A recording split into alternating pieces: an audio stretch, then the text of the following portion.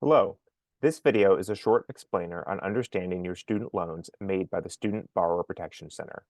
We are a national nonprofit policy organization working to alleviate the burden of student debt in the country.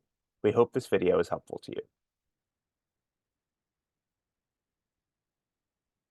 The student loan system is comprised of federal student loans and private student loans. 92% of student loans are federal student loans.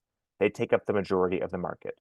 Of the federal student loans, there are direct loans, which have been the main type of federal student loan since 2010, and older loans like Perkins or Federal Family Education Program loans, known as FFEL loans. Private loans are held by private lenders and are not eligible for federal cancellation and repayment programs. We're going to spend this video talking about common federal student loans. Here are some of the most common federal student loan types. We're going to explain each of these in a little more detail. Direct loans have been the main federal student loan type since 2010, and they are eligible for most of the federal cancellation and repayment programs. Federal Family Education Program loans, or FFEL loans, are federal student loans that were made by private banks but guaranteed by the federal government. They are no longer being made, but these loans still exist in the federal student loan market. These loans might be owned by the Department of Education, or they may still be owned by private lenders, in which case they are referred to as being commercially held. To access federal cancellation programs like Public Service Loan Forgiveness or the new SAVE Income-Driven Repayment Plan, FFEL loans need to be consolidated into direct loans to make them eligible. Consolidation is the process of taking out a new federal student loan to pay off an existing federal student loan. Some federal programs, like the IDR account adjustment that is expected to be complete in July 2024, require that the commercially or privately held FFEL loans be consolidated to take part in them.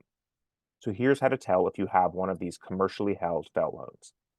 The easiest way to tell is if you were required to make payments on your federal student loans during the payment pause from March 2020 to September 2023. In that case, you likely have FFEL loans that are held by a private lender. You can also check your account on studentaid.gov. If you click the View Loan Details option on your dashboard, you will see a description of your loans. FFEL loans are labeled as FFEL loans, and direct loans are labeled as direct loans. To see whether your FFEL loans are owned by the Department of Education versus a private lender, you can see who is listed under each loan with a balance. The second blue box has Wells Fargo listed as the lender, which is an example of a private lender, so this is a commercially held FFEL loan. The last blue box has the Department of Education/MOHELA as the lender, which means this is a government-owned loan. Any loan for which the Department of Education is listed is a government-owned loan. Remember, even government-owned FFEL loans will need to be consolidated to access certain cancellation and repayment programs. Finally, we're going to spend a minute on Parent Plus loans. Parent Plus loans are federal student loans that a parent takes out in their own name but for their children's education. If the Parent Plus loans are direct loans, then they are eligible for Public Service Loan Forgiveness. However, they do not have access to all payment plans available to other borrowers. They are eligible for the standard plan, and if consolidated, they are eligible for the income contingent or ICR plan.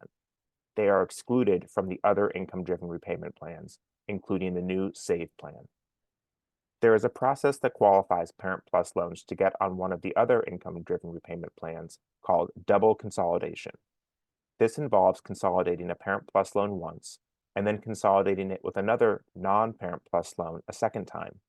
This process is not available for everyone and can be tricky and must be done precisely. There is also a deadline to double consolidate of July 1, 2025. The Massachusetts Attorney General's Office has a great resource on double consolidation if this is of interest to you. Thanks for watching this video on understanding your student loans. We hope it was helpful. If you need more help, check out more of our resources available at cancelmystudentdebt.org.